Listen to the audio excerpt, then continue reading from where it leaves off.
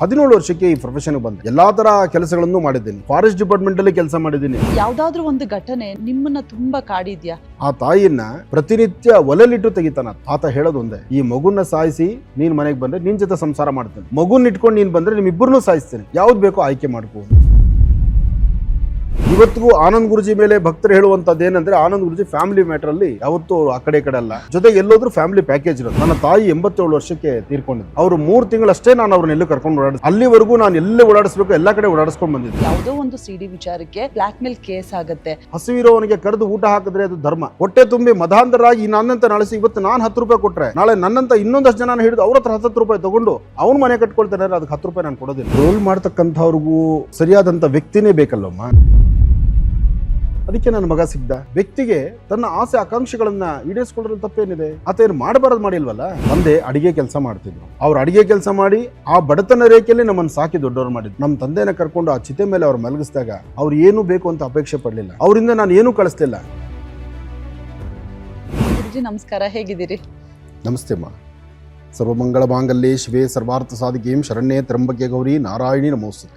ಗುರುಜಿ, ಈಗ ಎಲ್ಲರೂ ನಾರ್ಮಲ್ ಆಗಿ ಜೀವನ ಮಾಡೋದು ಅದು ಸಾಮಾನ್ಯ ಅಂತ ಅನ್ಸ್ಬಿಡುತ್ತೆ. ನೀವು ದೇವ್ರಿಗೆ ಹತ್ರವಾಗಿ ಜೀವನ ಮಾಡುವಂಥವ್ರು, ನಿಮ್ಗೆ ಏನ್ ತುಂಬಾ ಸ್ಪೆಷಲ್ ಅನ್ಸುತ್ತೆ? ಹೆಂಗ ಅನ್ಸುತ್ತೆ ಜೀವನ? ವಿದ್ವಾನ್ ಸರ್ವತ್ರ ಪೂಜ್ಯತೆ ಅಂತ. ವಿದ್ಯೆ ಎಂಬತಕ್ಕಂಥದ್ದನ್ನ ಸರಿಯಾದ ಸನ್ಮಾರ್ಗದಲ್ಲಿ ಅರ್ಥ ಮಾಡಿಕೊಂಡು ಸರಿಯಾದ ಗುರುಗಳ ಉಪದೇಶದಿಂದ ಜೀವನವನ್ನ ಗುರು ಕೊಡ್ತಕ್ಕಂತಹ ಉಪದೇಶ ಒಂದು. ಹಾಗೆ ಜೀವನೋಪಾಯಕ್ಕಾಗಿ ಮಾಡುವಂತಹ ಕಾಯಕಗಳಿಂದ ಒಂದಿಷ್ಟಿರುತ್ತವೆ. ಆ ಕಾಯಕಗಳಲ್ಲೇ ಧರ್ಮ, ಸಂಸ್ಕೃತಿ, ಸಂಪ್ರದಾಯಬದ್ಧವಾದಂತಹ ಕಾಯಕವಿರುತ್ತೆ. ಹಾಗೆ ಮಾಡುವ ಕೆಲಸವನ್ನ ಗೌರವಿಸಿ ಆ ಕೆಲಸಕ್ಕೆ ತೃಪ್ತಿಕರವಾದಂತಹ ಬದುಕನ್ನು ಕಟ್ಕೊಳ್ಳುವಂಥದ್ದು ಮತ್ತೊಂದಾಗುತ್ತೆ. ಆ ನಿಟ್ಟಿನಲ್ಲಿ ನನ್ನ ಕಾಯಕ ನನ್ನ ಆತ್ಮಕ್ಕೆ ತೃಪ್ತಿ ಇದೆ. ಅದನ್ನು ನೋಡಿ ತೃಪ್ತಿ ಪಡುವಂಥವ್ರು ಸ್ವಲ್ಪ ಜನ ಇದ್ದಾರೆ. ತೃಪ್ತಿ ಪಾತ್ರ ಆಗದಿರತಕ್ಕಂಥವ್ರು ನನ್ನ ಹತ್ರ ಇದ್ದಾರೆ. ಯಾಕೆಂದ್ರೆ ಒಂದು ನಾಣ್ಯದ 2 ಮಕ್ಕಳಿದ್ದ ಹಾಗೆ, ಒಳ್ಳೆಯದು ಕೆಟ್ಟದ್ದು ಸಹಜವೇ. ಜನಾನ್ನ ಮೆಚ್ಚಿಸ್ಲಿಕ್ಕೆ ಜನಾರ್ದನನ ಕೈಲೇ ಆಗ್ಲಿಲ್ಲ, ಇನ್ನು ಆನಂದ್ ಗುರುಜಿ ಹೇಗೆ? ಗುರುಜಿ, ಈ ಆಶ್ರಮಕ್ಕೆ ಬರೋರೆಲ್ಲರೂ ಕೂಡ ಸಾಲಿಗ್ರಾಮದ ಪೂಜೆಯನ್ನ ಮಾಡ್ತಾರೆ. ನಾನು ಕೂಡ ಬಂದಿದ್ದೀನಿ. ಬೇರೆ ಬೇರೆ ರಾಜ್ಯದಿಂದ ಎಲ್ಲ ಬರ್ತಾರೆ ನಿಮ್ಗೆ ಭಕ್ತರು. ಸೊ ಈ ಸಾಲಿಗ್ರಾಮದ ಮಹತ್ವ ಏನೋ, ಏನಾದ್ರದ್ದು ಇತಿಹಾಸ, ಅದ್ರ ಬಗ್ಗೆ ಮಾತನಾಡೋದಾದ್ರೆ? ಸಾಲಿಗ್ರಾಮ ಅಂತಕ್ಕಂಥದ್ದು ಒಂದು ಕೃಷ್ಣಶಿಲೆ. ತುಳಸಿ ಮಹಾವಿಷ್ಣುವಿಗೆ ಶಾಪ ಕೊಟ್ಟಿದ್ರಿಂದ ಅದು ಕೃಷ್ಣ ತುಳಸಿ. ಅದು ತುಳಸಿ ಯಾವಾಗ ಶಾಪ ಕೊಡ್ತಾಳೆ ವಿಷ್ಣು ದೇವರಿಗೆ, ಆಗ ಒಂದು ಕಪ್ಪು ಶಿಲೆ ಆಗತ್ತೆ. ಆ ಕಪ್ಪು ಶಿಲೆ ಕೃಷ್ಣ ಶಿಲೆ ಅಂತ ಹೇಳ್ತಾರೆ. ತುಳಸಿ ಶಾಪ ಕೊಡಬೇಕಾದ್ರೆ ಅದಕ್ಕೆ ಅದರದೇ ಆದಂತಹ ಒಂದಿಷ್ಟು ಇತಿಹಾಸ ಇದೆ. ತುಳಸಿ ಮಹಾನ್ ವಿಷ್ಣು ಭಕ್ತೆ. ತುಳಸಿಯ ಗಂಡ ಜಲಂಧರ. ಜಲಂಧರ ಎಂಬತಕ್ಕಂಥವನು ಒಬ್ಬ ರಾಕ್ಷಸ. ತುಳಸಿ ಎಂಬಾಕೆ ತುಂಬಾ ಸೌಂದರ್ಯವತಿ, ಜ್ಞಾನವತಿ ಮತ್ತು ಆಧ್ಯಾತ್ಮಿಕತೆ, ಧಾರ್ಮಿಕತೆಯಲ್ಲಿ ಒಂದು ಹೆಜ್ಜೆ ಮುಂದೆ. ವಿಷ್ಣುವನ್ನ ಪ್ರತಿನಿತ್ಯ ವಿಷ್ಣು ಆರಾಧನೆ ಇಲ್ದಿರ ಆಕೆ ಯಾವುದು ಉದ್ಧರಣೆ ನೀರು ತೀರ್ಥ ತಗೊಳ್ತಾ ಇರಲಿಲ್ಲ. ಅಂದ್ರೆ ಆ ಮಟ್ಟದ ಒಂದು ಭಕ್ತಿ, ಪ್ರೀತಿ ಭಗವಂತನ ಮೇಲೆ ಇಟ್ಟಿದ್ದು. ಯಾವಾಗ ತುಳಸಿ ವಿವಾಹ ಆಗುತ್ತೋ, ವಿವಾಹ ಆದಂತಹ ಆ ತನ್ನ ಪತಿದೇವರ ಹೆಸರು ಜಲಂಧರ ಅಂತ. ಜಲಂಧರನಿಗೆ ಏನಪ್ಪ ಶಕ್ತಿ ಅಂದ್ರೆ, ತನ್ನ ಹೆಂಡತಿಯಾದಂತಹ ತುಳಸಿ ಆಕೆ ಅವಳಲ್ಲಿದ್ದಂಥ ಪಾತಿವ್ರತೆ, ಆ ಪಾತಿವ್ರತೆಯ ಗುಣ ಆತ ಮಾಡ್ತಕ್ಕಂಥ 100 ತಪ್ಪುಗಳಿಗೂ ಅಲ್ಲಿ ಶಿಕ್ಷೆ ಅನ್ನೋದು ಕಾಣಿಸ್ತಿರ್ಲಿಲ್ಲ. ಯಾವಾಗ ದಿನ ಬೆಳೀತಾ ಬೆಳೀತಾ ಮುಂದೆ ನಡೀತೋ, ಜಲಂಧರನ ಅಟ್ಟಹಾಸ ಮೆರೆದು ದೇವತೆಗಳ ಆಸ್ಥಾನಕ್ಕೂ ಕಾಲಿಡಕ್ಕೆ ಶುರು ಮಾಡ್ತಾನೆ. ಹೀಗೆ ದೇವತೆಗಳ ಆಸ್ಥಾನಕ್ಕೂ ಕಾಲಿಡ್ತಾನೆ. ಆಗ ದೇವಾನುದೇವತೆಗಳೆಲ್ಲರೂ ಸಹಿತ ಮಹಾವಿಷ್ಣು ಬಳಿ ಬರ್ತಾರೆ.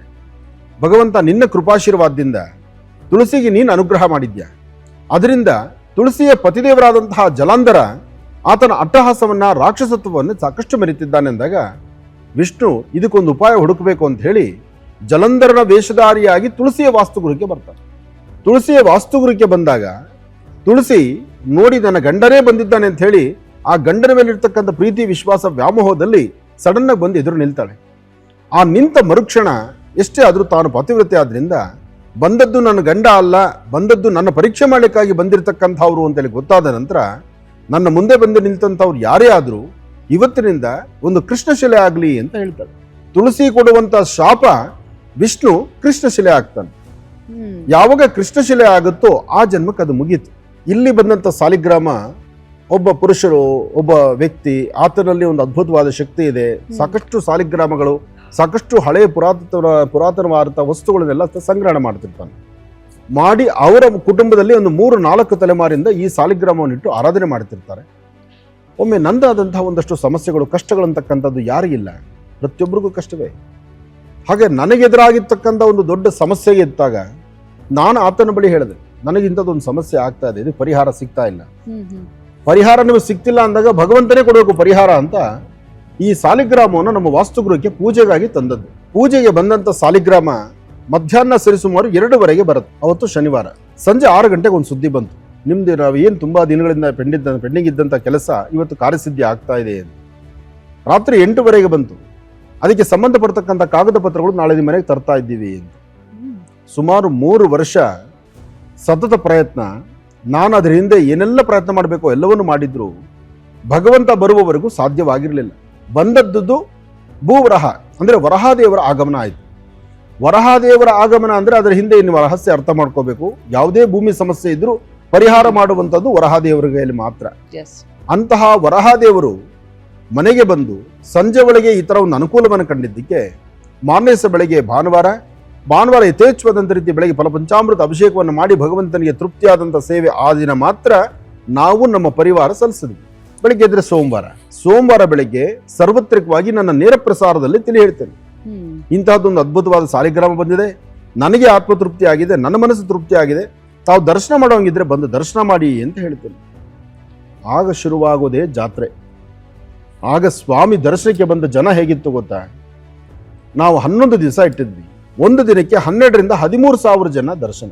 ಬೆಳಗ್ಗೆ 5 ಗಂಟೆಗೆ ಶುರುವಾದ್ರೆ ರಾತ್ರಿ 8-9 ಗಂಟೆ ಆದರೂ ಸರತಿ ಸಾಲಲ್ಲಿ ನಿಂತು ದರ್ಶನ ಮಾಡೋರು. ಆ ಸೀಸನ್ ಅಲ್ಲಿ ಮಳೆ, ದೇವಸ್ಥಾನ ಮಾಡಬೇಕು ಅಂತ ಒಂದು ಸಂಕಲ್ಪ ಮಾಡಿದ್ದು ಇನ್ನು 10 ದಿವಸಕ್ಕೆ ನಾಗರ ಪಂಚಮಿ ಬರುತ್ತೆ. ಪಂಚಾಂಗವನ್ನು ತಿರುಗಿಸಿದ್ರೆ ಶ್ರಾವಣ ಮಾಸದ ಶುಕ್ಲ ಪಕ್ಷದ ನಾಗರ ಪಂಚಮಿಯೇ ವಿಶೇಷ, ಒಳ್ಳೆ ಮುಹೂರ್ತ ಅಂತ ಗೊತ್ತಾಯ್ತು. ಅದೇ ಮುಹೂರ್ತದಲ್ಲಿ ಸ್ವಾಮಿನ ಪ್ರತಿಷ್ಠಾಪನೆ ಮಾಡಬೇಕು ಎಂಬತಕ್ಕಂಥ ಹಠ ಆಯ್ತು. ಇಲ್ಲಿಂದ ಯಡಿಯೂರು ತನಕ ಗಾಡಿ ಹೋದೆ. ಒಂದ್ಸತಿ ಯಡಿಯೂರು ಒಂದು ಕಾರ್ಯಕ್ರಮಕ್ಕೆ ಹೊರಟಾಗ ಆ ಭಾಗದಲ್ಲಿ ರೆಡಿಮೇಡ್ ಟೆಂಪಲ್ಸ್ ಇತ್ತು, ರೆಡಿ ಆಗಿರ್ತಕ್ಕಂಥ ದೇವಸ್ಥಾನ ಮಾಡೆಲ್ಸ್ ಮಾಡಿಟ್ಟಿದ್ರು. ಅವ್ರನ್ನ ಹೋಗಿ ಕೇಳಿ, ಅವ್ರ ಹತ್ರ ನಿಮ್ದು ಯಾವ್ದಾದ್ರು ಒಂದು ದೇವಸ್ಥಾನ ರೆಡಿ ಇದ್ರೆ ಹೇಳಿ ಅಂತ ಹೇಳಿದಾಗ, ಒಂದು ದೇವಸ್ಥಾನ ಬೇರೆ ಕಡೆಗಿದೆ, ಇವತ್ತು ನಾವು ಗಾಡಿ ಕಳಿಸ್ಬೇಕಾಗಿದೆ, ಅವ್ರನ್ನ ಒಂದ್ಸತಿ ಕೇಳ್ತೀನಿ, ಅವ್ರು ಸ್ವಲ್ಪ ಸಮಯ ಕೊಟ್ಟರೆ ಆ ದೇವಸ್ಥಾನ ನಿಮ್ಮ ಕಡೆ ಬಿಡ್ತೀವಿ ಅಂದ್ರು. ಅದೃಷ್ಟವಶಾತ್ ಬಹುಶಃ ಮುಹೂರ್ತ ಕೂಡಿತ್ತೇನೋ, ಸ್ವಾಮಿಲಿ ಕೂತ್ಕೋಬೇಕಾಗಿತ್ತೇನೋ, ಹಾಗಾಗಿ ಆ ದೇವಸ್ಥಾನ ಈ ಕಡೆ ಬಂತು. ಅಲ್ಲಿಂದ ಹಾಗೆ ಮಹಾಬಲಿಪುರಂಗೆ ಹೋದ್ವಿ. ಅಲ್ಲಿ ಇಡೀ ಮಹಾಬಲಿಪುರಮಲ್ಲಿ ಹೇಗೆ ಅಂದ್ರೆ, ನೀವು ಅವಿನೀರು BVK ರೋಡ್ಗೆ ಹೋದ್ರೆ ಸರ್ತಿ ಸಾಲ ಉದ್ದಕ್ಕೂ ಅಂಗಡಿಗಳಿರ್ತಲ್ಲ, ಆ ತರ ವಿಗ್ರಹಗಳ ಅಂಗಡಿಗಳಿದೆ ಅಲ್ಲಿ. ಅಷ್ಟು ವಿಗ್ರಹಗಳಿರ್ತಕ್ಕಂಥ ಮಹಾಬಲಿಪುರಮಲ್ಲಿ ಎಲ್ಲಿಂದಲ್ಲಿ ನೋಡ್ರು ಸಹಿತ ನನ್ನ ಕಣ್ಣಿಗೆ ಆನಂದವಾಗಿ ಕಾಣುವಂತ ಲಕ್ಷ್ಮಿ ನನಗೆ ಕಾಣಲಿಲ್ಲ. ಇಡೀ ರಾತ್ರಿ ಹುಡುಕಾಡಿ ಬೆಳಗ್ಗೆ ಬಂದ ದಾರಿಗೆ ಸುಂಕ ಇಲ್ಲ ಅಂತ ಹೇಳಿ ಬರೀ ಸಾಲಿಗ್ರಾಮ ಒಂದೇ ಇಡಬೇಕು ಅಂತ ಯೋಚನೆ ಮಾಡಿ, ಯಾಕೆಂದ್ರೆ ಸಾಲಿಗ್ರಾಮ ಅಂದ್ರೆ ಒಂದು ಗುಂಡು, ನೋಡಿದವ್ರಿಗೆ ಏನಪ್ಪ ಅಂದ್ರೆ ಒಂದು ಗುಂಡುಕಲ್ ತರ ಇದೆ ಅಷ್ಟೇ ಗೊತ್ತು, ಅದ್ರ ಹಿನ್ನೆಲೆ ಗೊತ್ತಿರೋರು ಮಾತ್ರ ಗೊತ್ತು, ಎಲ್ಲರಿಗೂ ಗೊತ್ತಿಲ್ಲ. ಅದೇ ಒಂದು ವಿಗ್ರಹ ಇದ್ರೆ ಇಲ್ಲಿ ಲಕ್ಷ್ಮಿ ಕೂತಿದ್ದಾಳೆ ಅಂತ ಹೇಳ್ಬೋದಲ್ಲ, ಆ ಚಿಂತನೆ ನಂದು. ಕೊನೆಗೆ ಹೀಗೆ ಮುಂದಕ್ಕೆ ವರ್ಷಿ ಇನ್ನೇನು ನಾವು ಆ ಮಹಾಬಲಿಪುರಂ ದಾಟಿ ಮುಂದಕ್ಕೆ ಬರಬೇಕಾದ್ರೆ ಸಣ್ಣದಾದಂಥ ಒಂದು ಪೆಟ್ಟಿಗೆ ಅಂಗಡಿನಲ್ಲಿ ಈ ಲಕ್ಷ್ಮಿ ಕೂತಿದ್ಲು. ಆ ವಿಗ್ರಹವನ್ನು 6 ತಿಂಗಳ ಮುಂಚಿತವಾಗಿ ಯಾರು ಬುಕ್ ಮಾಡಿದ್ರಂತೆ. 6 ತಿಂಗಳ ಮುಂಚೆ ಬುಕ್ ಮಾಡಿ ಅವ್ರು ಪೂರ್ತಿ ದುಡ್ಡು ಕೊಡಕ್ಕಾಗ್ದಿರ ನಿಂತಿತ್ತು. ಈ ಲಕ್ಷ್ಮಿ ನನ್ನ ಕಣ್ಣಿಗೆ ಬಿದ್ಲಲ್ಲ, ಆ ತಾಯಿನ ಕೇಳಿದಾಗ ಅವ್ರು ಹೇಳಿದ್ರು ಮಾಲೀಕರು, ಅವ್ರನ್ನೊಂದ್ಸತಿ ಮಾತಾಡ್ತೀವಿ ಅಂತ. ಅವ್ರನ್ನೂ ಮಾತಾಡಿದ್ರು, ಒಂದಷ್ಟು ಅಡ್ವಾನ್ಸ್ ಕೊಟ್ಟಿರ್ತಕ್ಕಂಥದಕ್ಕೆ ಅವ್ರು ಹೇಳಿದ್ರು ಇನ್ನೂ ಸ್ವಲ್ಪ ಲೇಟ್ ಆಗುತ್ತೆ ನಾವು ಬರೋದು ಅಂದ್ರು. ಅಷ್ಟೊತ್ತಿಗೆ ನಾವು ಅವರು ವಿಗ್ರಹ ತಯಾರು ಮಾಡಿಕೊಡ್ತೀವಿ ಅಂತ ಹೇಳಿ ಈ ವಿಗ್ರಹವನ್ನು ನನ್ನೊಂದಿಗೆ ಕಳಿಸಿದ್ರು. ಅಲ್ಲಿಗೆ ನನ್ನ ಮನಸ್ಸಿನ ಪ್ರಕಾರ ಇನ್ನು ಇದ್ದಂಥ 10 ದಿವಸದಲ್ಲಿ ಇನ್ನು 3 ದಿವಸಕ್ಕೆ ನಾವು ಪ್ರಯಾಣ ಬೆಳೆಸಿದ್ವಿ. ಸಂಪೂರ್ಣವಾಗಿ ಲಕ್ಷ್ಮಿನೂ ಬಂದ್ಲು, ಸಾಲಿಗ್ರಾಮನೂ ಬಂತು, ದೇವಸ್ಥಾನನೂ ಆಯ್ತು. ಬರೀ 9 ದಿನಕ್ಕೆ ಗರ್ಭಗುಡಿಯಾಗಿ ಪ್ರತಿಷ್ಠಾಪನಾ ಮಹೋತ್ಸವದಲ್ಲಿ ಪ್ರತಿಷ್ಠೆ ಮಾಡಿಬಿಟ್ವಿ. ಬರೀ 9 ದಿವಸಕ್ಕೆ ತುಂಬಿ ವಿಶೇಷವಾಗಿ ನಡೆದಂತಹ ಲಕ್ಷ್ಮೀ ಬೋರಸ್ವಾಮಿಯ ಸಾಲಿಗ್ರಾಮ ಕ್ಷೇತ್ರ 9 ದಿವಸಕ್ಕೆ ಪ್ರತಿಷ್ಠಾಪನೆ ಆದಂಥದ್ದು. ಶ್ರಾವಣ ಮಾಸದ ಶುಕ್ಲ ಪಕ್ಷದ ನಾಗರ ಪಂಚಮಿ ಎಂದೇ ಪ್ರತಿಷ್ಠಾಪನೆ ಆದದ್ದು. ವರಹಾದೇವರದ ಚರಿತ್ರೆ ಹೇಗಿದೆ ಅಂದ್ರೆ, ಸಾಲಿಗ್ರಾಮದಲ್ಲಗಾಯ್ತು. ವರಹಾದೇವರ ಆಗಮನ ಹೇಗಾಯ್ತು, ಇಡೀ ಭೂಮಹಾಲಕ್ಷ್ಮಿ ಸಂಕಷ್ಟದಲ್ಲಿದ್ದಾಳೆ. ಭೂಮಿನೇ ಸಂಕಷ್ಟದಲ್ಲಿದ್ದಾಗ ಮಹಾವಿಷ್ಣು ಬಳಿ ಹೋಗಿ ಕೇಳ್ತಾಳೆ, ನನ್ನನ್ನು ಹಿರಣ್ಯಾಕ್ಷ ಎಂಬತಕ್ಕಂಥ ರಾಕ್ಷಸ ನನ್ನ ಅಟ್ಟಾಡಿಸ್ಕೊಂಡು ಓಡಾಡಿಸ್ತಾ ಇದ್ದಾನೆ, ನಾನು ಎಲ್ಲೂ ನೆಮ್ಮದಿ ಇರಲಿಕ್ಕೆ ಬಿಡ್ತಾ ಇಲ್ಲ, ನನಗೆ ಬಹಳ ಹಿಂಸೆ ಆಗ್ತಿದೆ ಅಂದಾಗ ಸ್ವಲ್ಪ ದಿವಸ ನೀನು ತಾಳ್ಮೆ ತಗೋ, ನಿನಗೆ ಅನುಕೂಲ ಆಗುತ್ತೆ ಅಂತ ವಿಷ್ಣುದೇವರು ಹೇಳ್ತಾರೆ. ಆಗ ಹಿರಣ್ಯಾಕ್ಷ ಏನು ಮಾಡ್ತಾನೆ, ಈಕೆ ಅಟ್ಟಹಾಸ ಅಂದರೆ ಈ ಭೂತಾಯಿನ ಹೇಗಾರು ಮಾಡಿ ಹಿಡಿಬೇಕು ಅಂತೇಳಿ ಇಡೀ ಭೂಮಂಡಲವನ್ನು ಸಮುದ್ರದ ಆಳಕ್ಕೆ ತಗೊಂಡು ಹೋಗ್ತಾನೆ. ಸಮುದ್ರದ ಆಳಕ್ಕೆ ತಗೊಂಡು ಹೋದಾಗ ವಿಷ್ಣುದೇವರು ವರಹಾವತಾರ ತಾಳ್ತಾರೆ. ವಿಷ್ಣುದೇವರು ವರಹಾವತಾರವನ್ನು ತಾಳಿ ತನ್ನ 2 ಕೋರೆ ಹಲ್ಲುಗಳ ಮೇಲೆ ಭೂಮಿಯನ್ನ, ಸಮುದ್ರದ ಆಳದಲ್ಲಿರ್ತಕ್ಕಂಥ ಭೂಮಿಯನ್ನ ತನ್ನ ಕೋರೆ ಹಲ್ಲುಗಳ ಮೇಲೆ ಎತ್ಕೊಂಡು ಮೇಲಿಗೆ ಬರ್ತಾರೆ. ಬರಬೇಕಾದ್ರೆ ತಳಗಡೆ ಸರ್ಪವನ್ನ ಸರ್ಪದ ತಲೆ ಮೇಲೆ ಒಂದು ಪಾದವನ್ನಿಟ್ಟು ಜೋರಾಗಿ ಅದುಮಿ ಅಲ್ಲಿಂದ ಮೇಲಕ್ಕೆ ಎದ್ದೇಳ್ತಾರೆ ಸಮುದ್ರದಲ್ಲಿ. ಹಾಗಾಗಿ ಈ ಕ್ಷೇತ್ರದಲ್ಲಿ ರಾಹುಕೇತುಗಳ ಅನುಷ್ಠಾನ ಸಹಿತ, ರಾಹುಕೇತು ಶಾಂತಿ ಸಹಿತ ಇಲ್ಲಿ ಶೀಘ್ರವಾಗಿ ಅನುಕೂಲ ಆಗುತ್ತೆ ಅನ್ನೋ ಉದ್ದೇಶದಿಂದ ಪ್ರತಿ ಶನಿವಾರ ಮತ್ತು ಭಾನುವಾರ ರಜಾ ದಿನಗಳಲ್ಲಿ ರಾಹುಕೇತು ಅನುಷ್ಠಾನವನ್ನು ಸಹಿತ ನಡೆಸ್ತಾ ಇದ್ದೀವಿ. ಇವಾಗ ಶಿವನ ರೂಪ ಅಂತ ಹೇಳಿದ್ರೆ ಶಿವಲಿಂಗ ದೇವಸ್ಥಾನಗಳಲ್ಲಿ ಎಲ್ಲ ಇಟ್ಟು ಪೂಜೆ ಮಾಡ್ತಾರೆ. ವಿಷ್ಣುವಿನ ರೂಪ ಸಾಲಿಗ್ರಾಮ, ಅದು ಎಲ್ಲೆಲ್ಲಿದೆ ಗುರುಜಿ? ಸಾಲಿಗ್ರಾಮ ಕ್ಷೇತ್ರಗಳು ಸಾಕಷ್ಟು ಕಡೆ ಇದೆ. ಆದ್ರೆ ಇಷ್ಟು ಬೃಹತ್ ಮಟ್ಟದ ಸಾಲಿಗ್ರಾಮ ನಾನೇ ಅಲ್ಲ, ಇಲ್ಲಿ ಬರುವ ಪ್ರತಿಯೊಬ್ಬ ಭಕ್ತರು ಹೇಳ್ತಾರೆ ಎಲ್ಲೂ ಇಲ್ಲ ಅಂತ.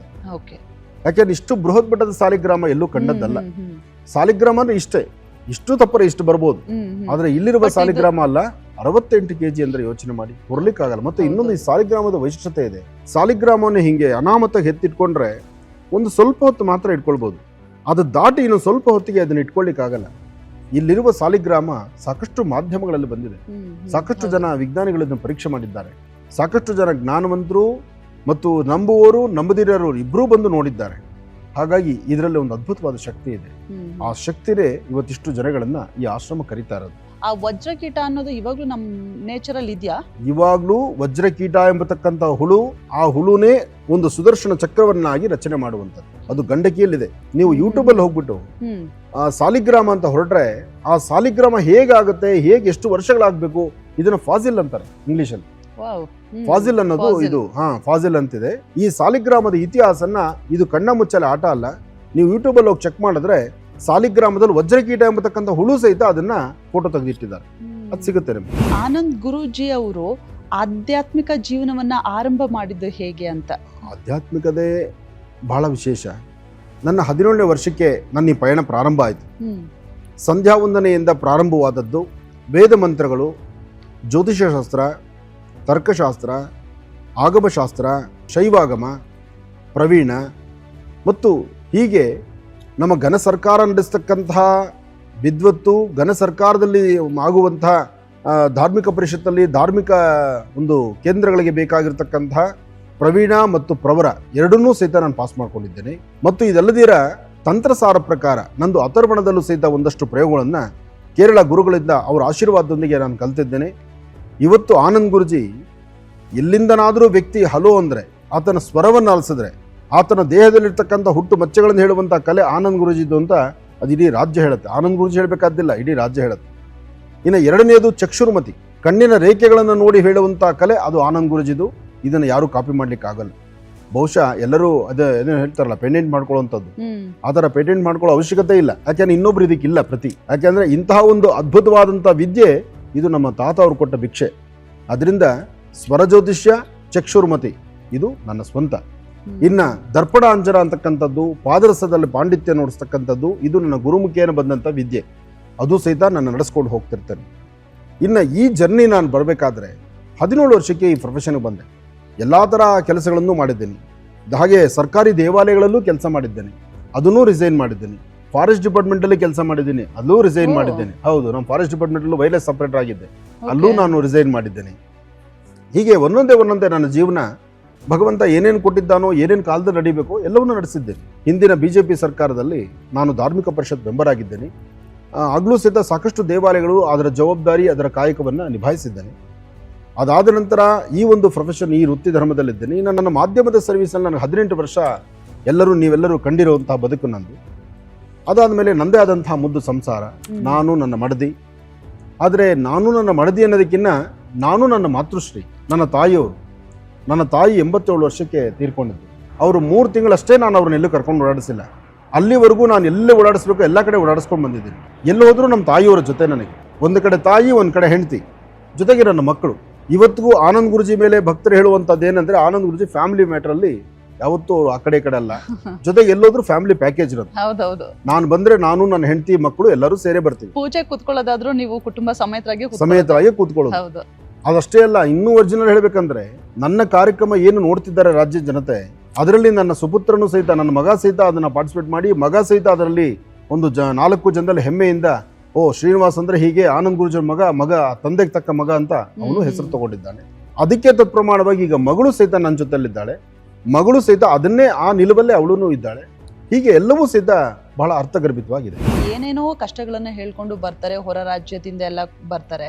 ಸೊ ಇಂಥ ಲಕ್ಷಾಂತರ ಭಕ್ತರು ಬರುವಾಗ ಯಾವುದಾದ್ರೂ ಒಂದು ಘಟನೆ ನಿಮ್ಮನ್ನ ತುಂಬ ಕಾಡಿದ್ಯಾ? ಈ ಕಳೆದ ಒಂದು 4-5 ದಿವಸಗಳ ಹಿಂದೆ ಒಂದು ಪರಿವಾರ ಬಂತು. ಈ ಪರಿವಾರ ಹೇಗಿತ್ತಪ್ಪ ಅಂದರೆ, ಮುದ್ದಾದಂಥ ಸಂಸಾರ. ವ್ಯಕ್ತಿ ಸುಮಾರು 5 ವರ್ಷ 6 ವರ್ಷಕ್ಕೆ ಒಂದು ಸತಿ ತನ್ನ ಊರಿಗೆ ಬರ್ತಾನೆ. ಆತನ ಕೆಲಸ ಏನು ಅಂತ ನಾನು ನಿಮ್ಗೆ ಹೇಳೋದಿಲ್ಲ, ಯಾಕೆಂದರೆ ಕೆಲವಷ್ಟು ಈ ವೇದಿಕೆಯಲ್ಲಿ ಹೇಳೋದು ನನಗೆ ಸಮಂಜಸ ಅನಿಸಲ್ಲ. ಆದರೆ 3-4 ವರ್ಷಕ್ಕೆ ಒಂದು ಸತಿ ಬಂದು ಹೋಗ್ತಾನೆ. ಆದರೆ ಬಂದರೂ 2 ತಿಂಗಳು 3 ತಿಂಗಳು ಆತನ ಆ ಪರಿಸರದಲ್ಲಿ ಇರ್ತಾನೆ. ಇರುವಂಥ ಕಾಲ, ಪರಿಸರದಲ್ಲಿ ನೆಮ್ಮದಿಯಾಗಿರುವಂಥ ಕಾಲ. ಆತನಿಗೆ ಮೊದಲು ಒಂದು ಹೆಣ್ಣಿರುತ್ತೆ, ಅದಾದಮೇಲೆ ಒಂದು ಗಂಡು ಸಂತಾನ ಆಗುತ್ತೆ. ಆದರೆ ಗಂಡು ಸಂತಾನ ಆದಮೇಲೆ, ಗಂಡು ಸಂತಾನ ಗರ್ಭವತಿ ಅಂತ ಗೊತ್ತಾದ ನಂತರ ಆತ ತನ್ನ ಡ್ಯೂಟಿಗೆ ಹೊರಡ್ತಾನೆ. ಅದಾದಮೇಲೆ ಗಂಡು ಸಂತಾನ ಡೆಲಿವರಿ ಆದಮೇಲೆ ಒಂದು ಸತಿ ಬರ್ತಾನೆ. ಡೆಲಿವರಿ ಅಂತ ಆದಮೇಲೆ ಬಂದು ಇದು ಸಂತಾನ ನಂದಲ್ಲ ಅಂತಾನೆ. ಈಗ ಆ ಮಗುಗೆ 9 ವರ್ಷ ಇರ್ಬೋದು ಅನ್ಸುತ್ತೆ. ಆದರೆ ಆ ತಾಯಿ ಇವತ್ತು ಗೊಳೋ ಅಂತಾಳೆ. ಸುಮಾರು ಒಂದು 5 ವರ್ಷದಿಂದ ಆ ತಾಯಿಯನ್ನ ಪ್ರತಿನಿತ್ಯ ಒಲೆಲಿಟ್ಟು ತೆಗಿತಾನ. ಅವನ ಉದ್ದೇಶ ಏನಂದರೆ, ಈ ಸಂತಾನ ನಂದಲ್ಲ ಅಂತ. ಇದಕ್ಕಾಗಿ ಯಾವ ಟೆಸ್ಟ್ಗಳನ್ನು ಮಾಡಬಾರ್ದು ಆ ಎಲ್ಲ ಟೆಸ್ಟ್ಗಳನ್ನು ಮಾಡಿಸಿ ತನಗೆ ಇನ್ನೂ ಈಗಲೂ ಆತ್ಮತೃಪ್ತಿ ಇಲ್ಲ. ಅವನು ಹೇಳೋದು ಒಂದೇ ಮಾತು, ಇದು ನಂದಲ್ಲ ಅಂತ. ಟೆಸ್ಟ್ ಮಾಡಿಸಿದ್ರು ಕೂಡ DNA ಟೆಸ್ಟ್ ಆದ್ರೂ ಈ ಮಗು ನಂದಲ್ಲ ಅಂತ ಹೇಳ್ತಾನೆ. ಏನ್ ಮನಸ್ಥಿತಿ ಗುರುಜಿ ಅದೆಲ್ಲ? ಅದೇ ಮಗುನ ಊರ್ನವರು ಅಥವಾ ಹಿರಿಯರು 4 ಜನ ಎಲ್ಲ ಕೂಡಿಸಿ ಪಾಠ ಹೇಳಿ, ನಿನ್ನ ಜೀವನ ಇದೆಲ್ಲ ತಪ್ಪು ಮಾಡ್ತಿದ್ಯಾ, ನೀನಿರುವಂಥ ಅಂಥ ಒಂದು ಒಳ್ಳೆ ಪೋಸ್ಟಲ್ಲಿ ಇದೆಯಾ, ನೀನು ಇಂಥ ಕೆಲಸ ಮಾಡಬಾರ್ದು, ಸಮಾಜಕ್ಕೆ ಮಾದರಿಯಾಗಿರ್ಬೇಕಾದಂಥ ಒಂದು ಸಂಸಾರ ನಿಂದ ಆಗಬೇಕು ಅಂದರೆ, ಒಂದು ದಿವಸ ಉಪಾಯವಾಗಿ ಮಗುನ ಜೋಪಾನವಾಗಿ ಕರ್ಕೊಂಡು ಒಂದಷ್ಟು ದೂರದಲ್ಲಿ ಕಟ್ಟಿಸ್ತಾ ಇರ್ತಕ್ಕಂಥ ಒಂದು ಹೊಸ ಮನೆ, ಆ ಮನೆಯ ಸಂಪಿಗೆ ಹೋಗಿ ಹಾಕಿಕೊಂಡು ನೀರು ತುಂಬಿರುತ್ತೆ, ಸಂಪಲ್ಲಿ ಹಾಕಿ ಎಡಗಾಲಲ್ಲಿ ಹಿಂಗೆ ಅದುಮ್ತಾ ಇರ್ತಾನೆ. ಅಲ್ಲಿ ಯಾರೋ 4-6 ಜನ ನೋಡಿ ಓಡಿ ಬಂದು ಏನು ಈ ಕಾಲ ಹಿಂಗೆ ಆಪ್ರೇಟ್ ಮಾಡ್ತಿದ್ದಾನೆ ಅಂತ ನೋಡಿದಾಗ ಆ ಮಗು ಒಳಗಡೆ ಇರುತ್ತೆ. ಸಡನ್ನಾಗಿ ಮಗುನ ಮೇಲೆ ಕೆತ್ತಿ ಒಂದು ಸೆಕೆಂಡ್ ಇದ್ರೆ ಮಗು ಪ್ರಾಣ ಹೋಗ್ಬಿಡ್ತಿತ್ತು. ಆವಾಗ ಹೊಟ್ಟೆಗೆ ನೀರು ಕುಡಿದಿರ್ತಕ್ಕಂಥ ಮಗು ನೀರು ಆಚೆ ತೆಗೆದು ಮಗು ಬದುಕಿದೆ. ಆತ ಹೇಳೋದು ಒಂದೇ, ಈ ಮಗುನ ಸಾಯಿಸಿ ನೀನು ಮನೆಗೆ ಬಂದರೆ ನಿನ್ನ ಜೊತೆ ಸಂಸಾರ ಮಾಡ್ತೇನೆ, ಮಗುನ ಇಟ್ಕೊಂಡು ನೀನು ಬಂದರೆ ನಿಮ್ಮಿಬ್ಬರನ್ನೂ ಸಾಯಿಸ್ತೀನಿ, ಯಾವ್ದು ಬೇಕೋ ಆಯ್ಕೆ ಮಾಡ್ಕೊ ಅಂತ ಹೇಳ್ತೀನಿ. ಗರ್ಭ ಸೀಳ್ಕೊಂಡು ಹೊಟ್ಟೆ ಸೀಳಿ ತೆಗೆದಿರ್ತಕ್ಕಂಥ ಮಗು ಬೇಕಾ, ಅಥವಾ ನನ್ನ ಗಂಡ ಅಂತ ಅವಳು ಜೀವನ ಉಳಿಸ್ಕೋಬೇಕಾ? ಆನಂದ್ ಗುರುಜಿಯವರು ಹೇಳ್ತಾರೆ, ಎಷ್ಟೇ ಕಷ್ಟ ಆದರೂ ಗಂಡದ ಮನೇಲಿ ಬದುಕಬೇಕು ಅಂತ. ಆನಂದ್ ಗುರುಜಿ ಮಾತು ಕೇಳಬೇಕಾ, ಅಥವಾ ಆನಂದ್ ಗುರುಜಿ ಮಾತು ಕೇಳ್ಕೊಂಡು ನನ್ನ ಈ ಮಗುನ ಎಲ್ಲಾದರೂ ಬೆಂಕಿ ತೊಗೊಂಡು ಹಾಕಬೇಕಾ? ನಾನು ಏನು ಮಾಡೋದು? ಇದಕ್ಕೆ ಆನಂದ್ ಗುರುಜಿನೇ ಪರಿಹಾರ ಕೊಡಲಿ ಅಂತ ನನ್ನ ಹುಡ್ಕೊಂಡು ಬಂದರೆ, ಈ ಸಮಸ್ಯೆ ನನ್ನ ಮುಂದೆ ಬಂದು ಕೂತ್ಕೊಂಡಾಗ ನಾನು, ನೀನು ನಂಬಲ್ಲಮ್ಮ, ಸುಮಾರು ಅರ್ಧ ಗಂಟೆ ದೇವ್ರ ಮುಂದೆ ಕಣ್ಣಲ್ಲಿ ನೀರು ಹಾಕಿದ್ದೀನಿ. ಒಂದು ಮಗು ಇಲ್ಲ ಅಂತ ಒದ್ದಾಡುವಂಥ ಕುಟುಂಬಗಳು ಸಾಕಷ್ಟಿದೆ. ಆದರೆ ಒಂದು ಗಂಡು ಮಗುನ, ಅದು ಚೆನ್ನಾಗಿರ್ತಕ್ಕಂಥ ಮಗು, ರೂಪಲಾವಣ್ಯ ಇರ್ತಕ್ಕಂಥ ಮಗು, ಅವ್ರ ತಂದೆ ಏನು ಕಲರ್ ಇದ್ದಾರೋ, ಅವ್ರ ತಂದೆ ಯಾವ ರೀತಿ ಇದ್ದಾರೋ ಆ ಥರ ಇದ್ದಾರೆ, ಅಷ್ಟು ಚೆನ್ನಾಗಿರೋ ಮಗು. ಆದರೆ ಮಗು ನನಗೆ ಬೇಡ, ಮಗುನ ಕಳಿಸು. ಕೊನೆಗೆ ನಾನೊಂದು ತೀರ್ಮಾನ ಹೇಳಿದೆ, ನಿನಗೆ 2-3 ಆಪ್ಷನ್ ಕೊಡ್ತೀನಮ್ಮ. ಒಂದು, ನಿನ್ನ ಸಂಸಾರ ಉಳಿಬೇಕು, ಈಗ ತಕ್ಷಣಕ್ಕೆ ಅವನಲ್ಲಿರುವಂಥ ಆ ಮನಸ್ಥಿತಿ ಮುಂದಕ್ಕೇನೋ ಬದಲಾವಣೆ ಆಗ್ಬೋದೇನೋ, ಅದಕ್ಕಾಗಿ ನೀನು ಕಾತುರದಿಂದ ನೀನು ಕಾಯಬೇಕಾದ ಧರ್ಮ ಇದೆ. ಯಾಕೆಂದರೆ ಇಲ್ಲಿ ನೀನು ಗಂಡನ ಬಿಡೋಂಗಿಲ್ಲ. ಆ ಪರಿಸ್ಥಿತಿ ಹೇಗಿದೆ ಅಂದರೆ, ಅವನ ಅನುಮಾನ ಹೇಗಿದೆ ಅಂದರೆ, ಆತನ ತಂದೆ ಜೊತೆ 2 ಹೊತ್ತು ಸರಿಯಾಗಿ ಮಾತಾಡಿಬಿಟ್ರೆ ನಮ್ಮಪ್ಪನಿಗೂ ನಿನಗೆ ಏನು ಸಂಬಂಧ ಅಂತ ಕೇಳ್ತಾನೆ. ತಂದೆಗೆ ಊಟ ಹಾಕಿ ತಂದೆ ಪಕ್ಕದಲ್ಲಿ ಕೂತ್ಕೊಂಡು ಊಟ ಬಡಿಸ್ಬೇಕಾದ್ರೆ ಮಾವನಿಗೆ, ನಮ್ಮಪ್ಪನಿಗೂ ನಿನಗೇನು ಸಂಬಂಧ, ಅಷ್ಟೊತ್ತು ಕೂತು ಮಾತಾಡ್ತಿದ್ಯಾ ಅಂತಕ್ಕಂಥ ಮನಸ್ಥಿತಿ ಇರುವಂಥ ವ್ಯಕ್ತಿ, ನೀನು ನಾಳೆ ಸಮಾಜದಲ್ಲಿ ಹೋಗಿ ಒಂದು ಅರ್ಧ ಕೆಜಿ ಅಕ್ಕಿ ತರಲಿಕ್ಕೆ ಅಂಗಡಿಗೆ ಹೋದರೆ ಅಂಗಡಿಯವನಿಗೂ ನಿನಗೆ ಕಟ್ಟಿದ್ರೆ ಏನು ಮಾಡ್ತೀನಿ? ಇದೆಲ್ಲ ಯಾವ ಮಟ್ಟಕ್ಕೆ ಹೋಗ್ತಾ ಇದೆ ನೋಡು. ಅಂತಹ ಪರಿಸ್ಥಿತಿಯಲ್ಲಿ ನಾನು ಹೇಳಿದೆ, ಆ ಮಗುನ ಕನ್ನೇರಿ ಆಶ್ರಮ ಇದೆ, ಅಥವಾ ನಮ್ಮ ರಾಮಚಂದ್ರಪುರ ಮಠದ ಆಶ್ರಮ ಇದೆ, ಎರಡಕ್ಕೂ ಮೀರಿರತಕ್ಕಂಥದ್ದು ನಂದು ದೊಡ್ಡ ಆಶ್ರಮ ಅಲ್ಲ. ಆದರೆ ನಿನ್ನ ಮಗುನ ಸಾಕ್ಲಿಕ್ಕೆ ಆಗದಿರಲ್ಲ, ಅವನು ಇಲ್ಲೇ ಸುತ್ತಮುತ್ತ ಎಲ್ಲನೋ ಒಂದು ಸ್ಕೂಲ್ಗೆ ನಂಗೆ ಶಾಲೆಗೆ ಕಳಿಸ್ಕೊಡ್ತಾನೆ, ಇಲ್ಲಿ ಆದರೂ ಬಿಡು, ಅಥವಾ ನೀನೆಲ್ಲರೂ ಬಿಡು. ಒಂದಷ್ಟು ದಿವಸ ನೀನು ಗಂಡನ ಮನಸ್ಸನ್ನು ಸರಿಪಡಿಸ್ಕೊ, ಗಂಡನ ಮನಸ್ಸನ್ನು, ಅವನಲ್ಲಿರ್ತಕ್ಕಂಥ ಮನಸ್ಸಲ್ಲಿರ್ತ ಆ ಆಕ್ರೋಶವನ್ನು ತಿಳಿಪಡಿಸು. ನಿನ್ನ ಸಂಸಾರ ಸರಿ ಹೋದ್ಮೇಲೆ ನಿನ್ನ ಮಗು ನೀನು ಕರ್ಕೊಂಡು ಹೋಗು, ಅಥವಾ ಅಲ್ಲಿ ಆದರೂ ಬಿಡು. ಒಳ್ಳೆ 64 ವಿದ್ಯೆಗಳು ಹೇಳ್ಕೊಡ್ತಾರೆ. ಎರಡೂ ನಾನು ಹೇಳಿದಂಥದ್ದು ಕನ್ನೇರಿ ಮಠ ಮತ್ತು ರಾಮಚಂದ್ರಪುರ ಮಠದಲ್ಲಿ 64 ವಿದ್ಯೆಗಳು ಹೇಳ್ಕೊಡುವಂಥ ಅದ್ಭುತವಾದಂಥ ವಿಜ್ಞಾನಿಗಳಿದ್ದಾರೆ, ಜ್ಞಾನಿಗಳಿದ್ದಾರೆ, ಅಲ್ಲಿನ ಉಪಾಧ್ಯಾಯರಿದ್ದಾರೆ, ಅಲ್ಲಿ ಕರ್ಕೊಂಡೋಗಿ ಬಿಡಮ್ಮ ಅಂತ ಹೇಳಿದ್ರು. ಆಕೆ ಹೇಳೋ ಮಾತು ಒಂದೇ, ನನ್ನ ಮಗ ಬದುಕಿದ್ರೆ ನೀನು ಮನೆಗೆ ಬರಬೇಡ ಅಂತೇನಲ್ಲ, ನಾನು ಏನು ಮಾಡಲಿ ಗುರುಗಳೇ? ಆಗ ಒಂದು ಸಣ್ಣ ಪರಿಹಾರವನ್ನು ಹೇಳಿ ದೇವ್ರ ಮೇಲೆ ಭಾರ ಹಾಕಿ, ಇನ್ನು 2ನೇ ಮಾತು ನಾನು ಆಡೋಂಗಿಲ್ಲ, ಯಾಕೆಂದರೆ ನನ್ನ ಲಿಮಿಟ್ಸ್ ಅಷ್ಟೇ ಇರುತ್ತೆ, ಅದಕ್ಕೆ ನಾನು ಅಷ್ಟು ಪಾಠ ಹೇಳಿ ನೀನು ಹೊರಟು ಬರಮ್ಮ ಅಂತ ಕಳಿಸ್ತೀನಿ. ಇದು ಕಳೆದ 3-4 ದಿವಸ ಹಿಂದಿನ ಮಾತು. ಆನಂದ್ ಗುರೂಜಿ ಅವ್ರದ್ದು ಡೈಲಿ ಶೆಡ್ಯೂಲ್ ಏನಿರುತ್ತೆ? ಬೆಳಗ್ಗೆ ಎಷ್ಟು ಗಂಟೆಗೆ ಎದ್ದೇಳ್ತೀರಿ? ಹೇಗಿರುತ್ತೆ ದಿನಚರಿ ನಿಮ್ದು? ಈ ದಿನ ಬೆಳಗ್ಗೆ 5 ಗಂಟೆಗೆ ನನ್ನ ಸುಪ್ರಭಾತ, ರಾತ್ರಿ 12 ಆಗ್ಬೋದು, 1 ಆಗ್ಬೋದು, ಅದೃಷ್ಟ ಚೆನ್ನಾಗಿದ್ರೆ 10 ಗಂಟೆಗೆ ಮಲಗ್ಬೋದು. ಇನ್ನು ನನಗೆ ಅಂತ ಯಾವ ಫ್ರೆಂಡ್ಸ್ ಇಲ್ಲ, ನನಗೆ ಅಂತ ಹೊರ ಪ್ರಪಂಚ ಇಲ್ಲ. ನನಗಿರೋದೇ ನನ್ನ ಭಕ್ತ ಪ್ರಪಂಚ, ನನಗಿರೋದೇ ನನ್ನ ಆಸ್ಥಾನ, ನನ್ನ ದೇವಸ್ಥಾನ. ನಾನು ಏನು ಪ್ರೀತಿ ವಿಶ್ವಾಸನೂ ನನ್ನ ಮಡದಿ, ನನ್ನ ಮಕ್ಕಳು, ನನ್ನ ಮುಂದಿರುವಂಥ ನನ್ನ ಅಳಿಯಂದರು, ನನ್ನದೇ ಆದಂತಹ ಮುದ್ದು ಸಂಸಾರ. ಈ ಮಧ್ಯದಲ್ಲಿ ನನ್ನ ಆಶ್ರಮದಲ್ಲಿ ಇರ್ತಕ್ಕಂಥ ಎಲ್ಲ ನನ್ನ ಭಕ್ತರು. ಊಟ ಉಪಚಾರ? ಒಂದು ಅನ್ನ ತಿಳಿ ಸಾರು, 2 ಇಡ್ಲಿ ಇದ್ರೆ ನನ್ನ ಜೀವನ ಮುಗೀತು. ಇಷ್ಟೇ ಪ್ರಪಂಚ. ಒಂದು ತಿಳಿ ಸಾರು, ಅನ್ನ, 2 ಇಡ್ಲಿ. ಇಡ್ಲಿ ಪ್ರಿಯ ನಾನು. ಇವತ್ತಿನ ದಿನಗಳಲ್ಲಿ ಎಲ್ಲರೂ ಈ ಕೆಲಸದ ಫ್ರಸ್ಟ್ರೇಷನ್ಗೋ ಅಥವಾ ಯಾವುದೋ ಅವರ ಎಕ್ಸ್ಪೆಕ್ಟೇಷನ್ಸ್ನ ಅವರು ರೀಚ್ ಆಗೋಕ್ಕಾಗಲ್ಲ ಅಂತ ತುಂಬ ಕೋಪ ಮಾಡ್ಕೊತಾರೆ. ಈ ಕೋಪ ಮಾಡ್ಕೊಳ್ದೇ ಇರೋರಿಗೆ ಆನಂದ್ ಗುರೂಜಿ 1-2 ಲೈನ್ ಸಜೆಷನ್ ಕೊಡೋದಾದ್ರೆ ಏನು ಕೊಡ್ತೀರಾ? ಏನು ಕೋಪ ಮಾಡ್ಕೋಬೇಕಮ್ಮ? ಕೋಪ ಮಾಡಿಕೊಂಡು ಆ ಕೋಪದ ಕ್ಷಣ ಇನ್ನೊಬ್ಬರ ಮನಸ್ಸು ನೋಯುತ್ತೆ ವಿನಃ ನನಗೇನು ಅದರಿಂದ ಬರೋ ಲಾಭ ಇಲ್ವಲ್ಲ. ಕೋಪ ಆ ಕ್ಷಣದಲ್ಲಿ ಕೋಪದಿಂದಲೋ ಉದ್ವಿಗ್ನದಿಂದಲೋ ಅಥವಾ ಇನ್ನೇನೋ ನಾನು ಮಾಡಿದ್ರೂ ಸಹಿತ ಅದು ದಾರಿ ತಪ್ಪುತ್ತೆ, ಅದು ಒಳಿತಾಗಲ್ಲ. ಕೋಪ ಎಲ್ಲಿ ತೋರಿಸ್ಬೇಕು ಅಂದರೆ ತನ್ನ ಮಕ್ಕಳ ಮೇಲೆ ಒಂದಷ್ಟು ಕೋಪ ತೋರಿಸ್ಬೇಕು. ಕಾರಣ ಕ್ರಮಶಿಕ್ಷಣದಲ್ಲಿ ಬದುಕಲಿ ಅಂತ. ಇವತ್ತಿಗೂ ಎಷ್ಟೋ ಜನ ಮನೆಗಳಲ್ಲಿ ತಂದೆ ದುಶ್ಮನಾಗಿರ್ತಾನೆ, ತಾಯಿ ತುಂಬಾ ಹೃದಯಕ್ಕೆ ಹತ್ತಿರದಲ್ಲಿರ್ತಾಳೆ. ಯಾಕೆಂದ್ರೆ ತಾಯಿ ಬೆಲ್ಲ ಕೇಳಿದೆಲ್ಲದಕ್ಕೂ ಅಸ್ತು ಅಸ್ತು ಅಂತಾಳೆ, ಇಲ್ಲ ಅಂದ್ರೆ ಅಪ್ಪನ ಕೈಲಿ ಸಾಂಕ್ಷನ್ ಮಾಡಿಸ್ತಾಳೆ. ಆದ್ರೆ ತಂದೆ 10 ರೂಪಾಯಿ ಕೊಡ್ಬೇಕಾದ್ರೆ ಮಗನಿಗೆ ನಾಳೆ ಒಂದು ದಾರಿ ತಪ್ತಾನ, ಅದು 10 ರೂಪಾಯಿಂದ ಅವ್ನು ಉದ್ಧಾರ ಮಾಡ್ತಾನಂತ ತಂದೆ ಯೋಚನೆ ಮಾಡ್ತಾನೆ. ತಂದೆ 10 ರೂಪಾಯಿ ಕೊಡ್ಬೇಕಾದ್ರೆ ಮಕ್ಕಳಿಗೆ ನನ್ನ ಮಗನಿಗೆ 10 ರೂಪಾಯಿ ಕೊಡ್ತಿದ್ದೀನಿ, ಅವ್ನು ಚೆನ್ನಾಗಿ ಬದುಕಲಿ, ಚೆನ್ನಾಗಿರ್ಲಿ, ಹೋಗಿ ಏನೋ ಇಷ್ಟ ಬಂದಿದ್ದು ತಿನ್ಕೊಂಡು ಬರಲಿ, ಇನ್ನೊಂದೇನೋ ಮಾಡ್ಕೊಂಡು ಬರಲಿ ಅಂತ 10 ರೂಪಾಯಿ ಕೊಡೋದಿಲ್ಲ. 10 ರೂಪಾಯಿ ಕೊಡಬೇಕಾದ್ರೆ ಬಂದ ತಕ್ಷಣ ಲೆಕ್ಕ ಕೇಳ್ತಾರೆ ತಂದೆ. ಆದರೆ ತಾಯಿ ಹಾಗಲ್ಲ. 10 ರೂಪಾಯಿ ಜೊತೆ ಅಮ್ಮ ಇನ್ನೊಂದು 10 ರೂಪಾಯಿನ ಸಾಸಿವೆ ಡಬ್ಬಿಲಿ ಮುಚ್ಚಿಟ್ಟಿರ್ತಾರಲ್ಲ, 10ಕ್ಕೆ ಸೇರಿಸಿ 20 ರೂಪಾಯಿ ಅಮ್ಮ ಕೊಡ್ತಾಳೆ. ಅಪ್ಪ ಕೊಡಲ್ಲ. ಅಪ್ಪ ಕೊಡಬೇಕಾದ್ರೆ 10 ರೂಪಾಯಿಗೆ ಲೆಕ್ಕ ಕೇಳ್ತಾನೆ. ಯಾಕೆ ಅಂದರೆ ಆ 10 ರೂಪಾಯಿನ ಕಷ್ಟಾರ್ಜಿತ ಏನು ಅಂತ ಅಪ್ಪನಿಗೆ ಅಷ್ಟೇ ಗೊತ್ತಿರುತ್ತೆ, ಅಮ್ಮಂಗೆ ಗೊತ್ತಿಲ್ಲ. ಅಮ್ಮನಿಗೆ ಪ್ರೀತಿ ಮಾಡೋದು ಮಾತ್ರ ಗೊತ್ತು, ಪ್ರೀತಿಸೋದು ಗೊತ್ತು. ಅಪ್ಪನ ಕತೆ ಹಾಗಲ್ಲ. ಅಪ್ಪ ರೂಪಾಯಿಗೂ ಲೆಕ್ಕ ತಗೊಂಬಂದಿರ್ತಾನೆ. ಅದರಿಂದ ಅಪ್ಪ ತನ್ನಂತೆ ತನ್ನ ಮಗ ಆಗಬೇಕು ಅಂತ ಇಷ್ಟಪಡ್ತಾನೆ. ಗುರೂಜಿ, ಜೀವನದಲ್ಲಿ ಎಲ್ಲರನ್ನ ನಾವು ಮೆಚ್ಚೋದಿಕ್ ಆಗೋದಿಲ್ಲ. ನಿಮ್ಮ ಮಗನಿಗೆ ಸಂಬಂಧಪಟ್ಟಂತೆ ಒಂದಷ್ಟು ವೈರಲ್ ಆದಂತಹ ವಿಡಿಯೋ, ಅವರು ಯಾವುದೋ ಒಂದು ವಿದೇಶದಲ್ಲಿ ಫೆರಾರಿ ಕಾರಲ್ಲಿ ಹೋಗ್ತಾ ಇರುವಂತಹ ಒಂದು ವಿಡಿಯೋ ಸಖತ್ತಾಗಿ ವೈರಲ್ ಆಗಿತ್ತು. ಅದರ ತುಂಬಾ ಟ್ರೋಲ್ ಮಾಡಿದ್ರು. ಅದ್ರ ಬಗ್ಗೆ ನಿಮ್ಮ ಒಪಿನಿಯನ್ ಏನು ಹೇಳ್ತೀರಾ ನೀವು? ಟ್ರೋಲ್ ಮಾಡ್ತಕ್ಕಂಥವ್ರಿಗೂ ಒಂದು ಸರಿಯಾದಂಥ ವ್ಯಕ್ತಿನೇ ಬೇಕಲ್ಲಮ್ಮ. ಅದಕ್ಕೆ ನನ್ನ ಮಗ ಸಿಗ್ದ. ಆಮೇಲೆ ನನ್ನ ಮಗ ಸನ್ಯಾಸಾಶ್ರಮ ಅಲ್ವಲ್ಲ, ಅವನ್ನ ಬಾಲ್ಯದಲ್ಲೇ ನಾನು ಸನ್ಯಾಸಿಗೆ ಬಿಟ್ಟಿಲ್ವಲ್ಲಮ್ಮ. ಆಮೇಲೆ ಸನ್ಯಾಸಾಶ್ರಮ ಅಂದ್ರೂ ತಪ್ಪಾಗತ್ತೆ. ಒಬ್ಬ ವ್ಯಕ್ತಿಗೆ ತನ್ನ ಆಸೆ ಆಕಾಂಕ್ಷೆಗಳನ್ನ ಈಡೇರಿಸ್ಕೊಳ್ಳೋದ್ರಲ್ಲಿ ತಪ್ಪೇನಿದೆ? ಆತ ಏನು ಮಾಡಬಾರದು ಮಾಡಿಲ್ವಲ್ಲ. ಒಂದು ಲೆವೆಲ್ ಇರ್ತಕ್ಕಂಥ ಕಾರಲ್ಲಿ ಅಲ್ಲಿ ನಾವು ಹೋಗಿದ್ದು ಒಂದು ಕನ್ನಡದ ಯಾವುದೋ ಒಂದು ಫಂಕ್ಷನ್ಗೆ ನಾವು ಹೋಗಿದ್ವಿ. ಆ ಫಂಕ್ಷನ್ಗೆ ಹೋದಾಗ ಆ ಮಾಲೀಕರು ಯಾರು ನನ್ನ ಕರ್ಕೊಂಡು ಹೋಗಿದ್ರು, ಅಲ್ಲಿನ ಒಂದು ಫ್ರೆಂಡ್ಸ್ ನನ್ನನ್ನು ನೋಡಿ, ನನ್ನ ಭಕ್ತರು, ಅವರಲ್ಲಿದ್ದಂಥ ಒಂದು ಬೆಲೆ ಬಾಳುವ ಕಾರಲ್ಲಿ ನನ್ನ ಮಗನ್ನ ಕರ್ಕೊಂಡು ಓಡಾಡಿಸಿದ್ರು. ಇವನಿಗೆ ಡ್ರೈವಿಂಗ್ ಬರೋದ್ರಿಂದ ಇವನು ಒಂದು ಸ್ವಲ್ಪ ದೂರ ಡ್ರೈವ್ ಮಾಡ್ದ. ಇದು ತಪ್ಪಲ್ವಲ್ಲ? ಇದಕ್ಕೆ ಟ್ರೋಲ್ ಮಾಡಿದ್ರೆ ಓಲಿ ದುಬೈ ನನ್ನ ಕಾರ್ ತಗೊಂಡು ಓಡಾಡ್ಸಕ್ಕಾಗತ್ತಾ? ದುಬೈ ಪಕ್ಕದಲ್ಲಿರ್ತಕ್ಕಂಥ ಬನಶಂಕರಿನ, ಕತ್ತರಗುಪ್ಪೆನ, ಅಥವಾ ವಿಧಾನಸೌಧನ, ಅಥವಾ MG ರೋಡಮ್ಮ? ದುಬೈಗೆ ಬೇಕು ಅಂದಾಗ ಹೋಗಿ ಬರ್ಲಿಕ್ಕಾಗತ್ತಾ? ಹೋದಾಗ ಆ ರಸ್ತೆಗಳು, ಅಲ್ಲಿನ ವಾತಾವರಣ, ಅಲ್ಲಿನ ಪರಿಸರ, ಅಂತಹ ಅದ್ಭುತವಾದಂಥ ಒಂದು ಗಾಡಿ, ಅವನ ಹಣೆಯಲ್ಲಿ ಅದು ಬರ್ದಿತ್ತು, ಕೂತ್ಕೊಂಡ. ಅದನ್ನ ಟ್ರೋಲ್ ಮಾಡ್ತಕ್ಕಂಥವ್ರಿಗೆ ಖುಷಿ ಏನಪ್ಪಾ ಅಂದ್ರೆ ಆ ಸಬ್ಜೆಕ್ಟ್ ಟ್ರೋಲ್ ಮಾಡೋರು ಎಲ್ಲರಿಗೂ ಸಹಿತ ಮೈಲೇಜ್ ಸಿಗುತ್ತೆ ಅಂತ ಎಲ್ಲರೂ ಹಾಕೊಂಡು ಓಡಿಸಿದ್ರು. ಇರ್ಲಿ, ಸಂತೋಷ. ಟ್ರೋಲ್ ಪೇಜ್ ಮೈಲೇಜ್ ಸಿಗುತ್ತೆ ಅಂತ ನಿಮ್ಮ ಮಗನ್ ಟ್ರೋಲ್ ಮಾಡಿದ್ರು ಅಷ್ಟೇ. ಈಗ ಬೇರೆ ಅನ್ನನ ಮಾಡಕ್ಕಾಗತ್ತಮ್ಮ? ಒಂದು ಹಣ್ಣು ಕಾಯಿ ತರಕಾರಿ ವ್ಯಾಪಾರ ಮಾಡೋರನ್ನ ಮಾಡ್ತಾರ? ಪಾಪ ರೈತ ಬೆಳಗ್ಗೆಯಿಂದ ಸಾಯಂಕಾಲದವರೆಗೂ ಭೂಮಿಯಲ್ಲಿ ಕೆಲಸ ಮಾಡ್ತಾನಲ್ಲ, ಆ ರೈತನ ಏನನ್ನ ಟ್ರೋಲ್ ಮಾಡ್ತಾರಮ್ಮ? ಒಬ್ಬ ರೈತನ ಬಗ್ಗೆ ಯೋಚನೆ ಮಾಡೋದಿಲ್ಲ, ಒಂದು ಕಷ್ಟಪಡ್ತಕ್ಕಂಥವ್ರ ಬಗ್ಗೆ ಟ್ರೋಲ್ ಮಾಡಲ್ಲ. ಯಾಕೆ?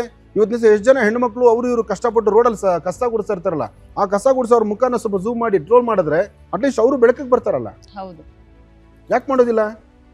ಟ್ರೋಲ್ನವ್ರಿಗೂ ಯೋಚನೆ ಮಾಡ್ತಾರೆ ಯಾರನ್ನು ಮಾಡಿದ್ರೆ ಸರಿ ಹೋಗುತ್ತೆ ಅಂತ, ಅದಕ್ಕೆ ಆ ಥರ ಮಾಡ್ತಾರೆ. ಆದರೆ ನಾನು ಹೇಳ್ತೇನೆ, ಇವ್ರ ಜೊತೆಗೆ ಅಂಥವ್ರನ್ನೂ ಮಾಡಿ, ಅವರು ಬೆಳಕಿಗೆ ಬರಲಿ. ಪಾಪ ಮಗ ಏನು ಮಾಡ್ತಾರೆ ಗುರೂಜಿ? ನಿಮ್ಮ ಮಗ? ನನ್ನ ಮಗನು ಆಧ್ಯಾತ್ಮಿಕವಾಗಿ, ಧಾರ್ಮಿಕವಾಗಿ, ಪ್ರತಿನಿತ್ಯದ ಈ ದೈನಂದಿನ ಜೀವನದಲ್ಲಿ ದೇವತಾ ಸೇವೆ ಮಾಡಿಕೊಂಡು ಅವರು ಈ ಒಂದು ನನ್ನ ಕಾರ್ಯಕ್ರಮಗಳಲ್ಲಿ ಆಗಿಂದಾಗಲೂ ಕಾಣಿಸ್ತಿರ್ತಾರೆ. ಹೊರಪ್ರಪಂಚದಲ್ಲಿ ತುಂಬ ಜನಗಳಿಗೆ ಹತ್ತಿರದಲ್ಲಿದ್ದಾರೆ. ನನ್ನಲ್ಲಿ ಏನು ವಿದ್ವತ್ತಿದೆಯೋ ಅದೇ ವಿದ್ವತ್ತನ್ನು ಅವರು ಅಭ್ಯಾಸ ಮಾಡಿದ್ದಾರೆ. ಸಮಾಜದಲ್ಲಿ ಅವ್ರ ಸೇವೆಯನ್ನು ನಡೆಸ್ತಾ ಇದ್ದಾರೆ. ಎಸ್ ಗುರುಜಿ, ದೇವ್ರ ಮುಂದೆ ಕೂತ್ಕೊಂಡು ನಾನು ನಿಮ್ಮ ಜೊತೆ ಮಾತಾಡೋದಕ್ಕೆ ನನಗೆ ಒಂದಷ್ಟು ಕಾಲಾವಕಾಶ ಕೊಟ್ಟಿದ್ದೀರಾ. ನನಗಿದು ಇಂಟರ್ವ್ಯೂ ಅಂತ ಅನಿಸಿಲ್ಲ. And thank you so much. ಒಳ್ಳೆಯದಾಗಲಿ, ಶುಭವಾಗಲಿ. ಹಾಗೆ ನೋಡುಗರ ಪ್ರತಿಯೊಬ್ಬರಿಗೂ ಲಕ್ಷ್ಮೀ ಬೋರಹ ಸ್ವಾಮಿಯ ಸಾನ್ನಿಧ್ಯದಿಂದ ಎಲ್ಲರಿಗೂ ಒಳ್ಳೆಯದಾಗಲಿ ಅಂತ ನಾನು ದೇವರು ಪ್ರಾರ್ಥಿಸ್ತೀನಿ. ಒಳ್ಳೆಯದಾಗಲಿ. ಫಸ್ಟ್ ವ್ಯೂ ಕನ್ನಡ ಅದ್ಭುತವಾದಂಥ ರೀತಿ ಒಂದಷ್ಟು ವಿಚಾರಗಳನ್ನು ಹೊತ್ತು ತನ್ನದೇ ಆದಂಥ ಬದುಕಿನಲ್ಲಿ ಹಾಕುವಂಥ ಹೆಜ್ಜೆಯನ್ನು ಸುಂದರವಾಗಿ, ಸುಗಮವಾಗಿ, ಅರ್ಥಗರ್ಭಿತವಾಗಿ, ನ್ಯಾಯಬದ್ಧವಾಗಿ, ಹಾಗೆ ಎಲ್ಲರ ಮನಸ್ಸು ಒಪ್ಪುವಂತೆ ತಾವು ಮಾಡುವಂಥ ಕಾಯಕ ಈ ಒಂದು ವಾಹಿನಿ ನಡೆಸ್ತಾ ಇದೆ. ಅದಕ್ಕಾಗಿ ನಾನು ನಂಬಿರ್ತಕ್ಕಂಥ ನನ್ನ ಆರಾಧ್ಯ ದೇವತೆಯನ್ನು ಪ್ರಾರ್ಥನೆ ಮಾಡಿ ಫಸ್ಟ್ ವ್ಯೂ ಕನ್ನಡವನ್ನು ವೀಕ್ಷಣೆ ಮಾಡ್ತಕ್ಕಂಥ ವೀಕ್ಷಕ ಪ್ರತಿಯೊಬ್ಬರಿಗೂ ಶುಭವಾಗಲಿ, ಒಳ್ಳೆಯದಾಗಲಿ. ಹಾಗೆ ಈ ಸಂಸ್ಥೆಯಲ್ಲಿ ಕೆಲಸ ಮಾಡ್ತಕ್ಕಂಥ ಎಲ್ಲರಿಗೂ ಭಗವಂತನ ಸಂಪೂರ್ಣ ಕೃಪಾ ಕಟಾಕ್ಷ ಇರಲಿ, ಒಳ್ಳೆಯದಾಗಲಿ.